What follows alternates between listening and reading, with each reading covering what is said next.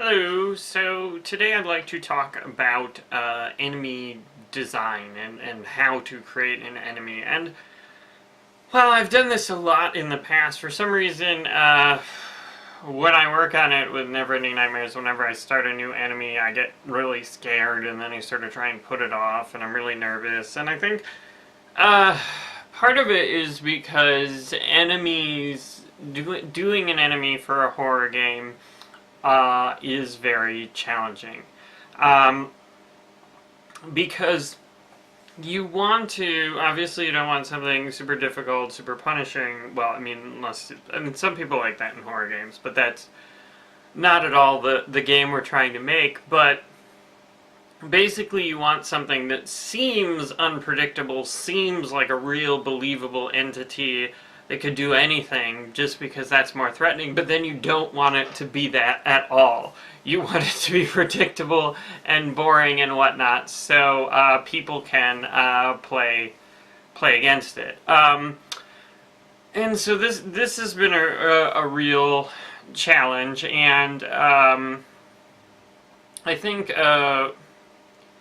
we've succeeded to some degree on Neverending Nightmares. I'm not 100% happy with our enemies. I don't know if I ever will be, but it's pretty interesting because it at least for the baby monster, for instance, like, I think people sort of fall into one of two camps. The first is they realize that its behavior is very simple. And the other one is that they don't understand how its behavior is working at all, which obviously is bad, and I'm not entirely sure what to do about that, other than, maybe have some sort of dynamic difficulty adjustment. But, I mean, to some extent that's kind of good, right? Because there's this crazy threatening monster, and they don't know what's going on, and, they don't realize it's just, patrolling and then detects you and whatnot. But I think, in general, a lot of people talk about,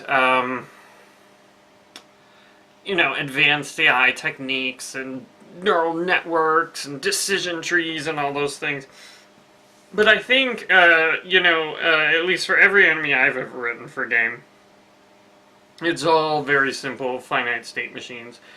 And, the behavior is all fairly predictable, and there's some enemies, well, when I was first starting, I got this spec for an enemy, and the enemy was like, it was the tank in The Incredibles. I don't expect any of you played that game, but there's this sort of robot tank, and so the original spec was that it had, like, 3 different radii, and then depending on which radii you were in, it would do one of its 3 attacks. It had a flamethrower, it had a bomb shooter, and maybe it had a run. I can't remember.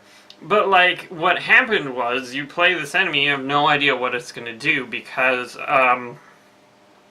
basically, because depending on what, you can't see the radii, so it seems weird and unpredictable, and it's very difficult to beat. It was just a train wreck. And then we ended up, I'm not saying it's a good enemy, it definitely leaves a lot to be desired, but sort of the way we were able to, make it at least playable was that it would do, like, a set pattern of attacks, and I can't remember, I think we had something where if you tried to get close to it, it would, do its flamethrower attack, because you're supposed to throw the bombs back at it.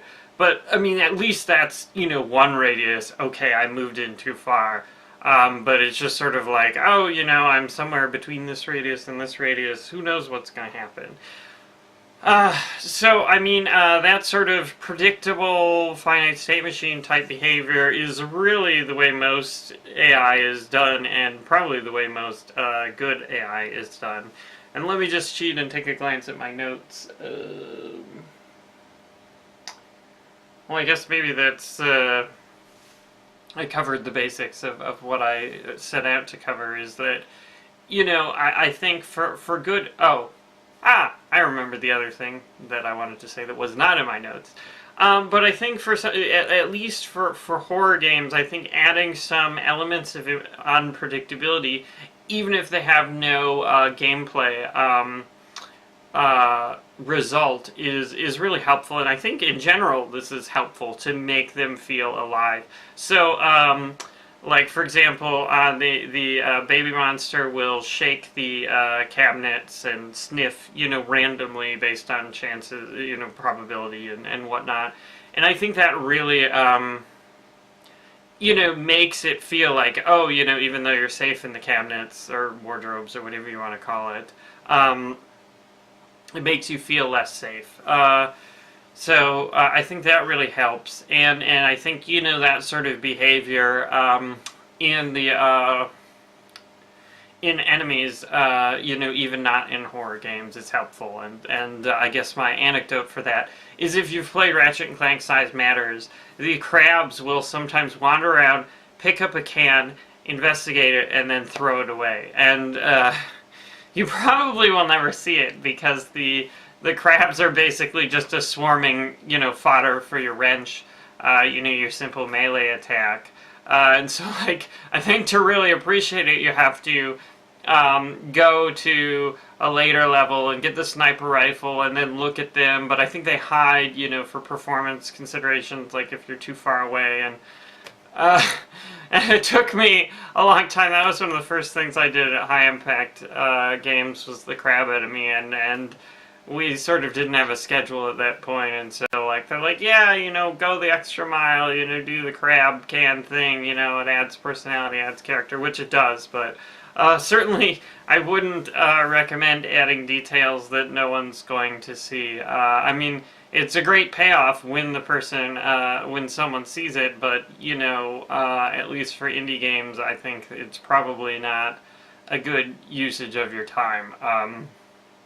At least that's what I learned on the development of Retrograde. So, yeah, at least for enemies, keep them simple, make them seem unpredictable when they are very predictable, and I always use finite state machines. So that's my little spiel on enemy design.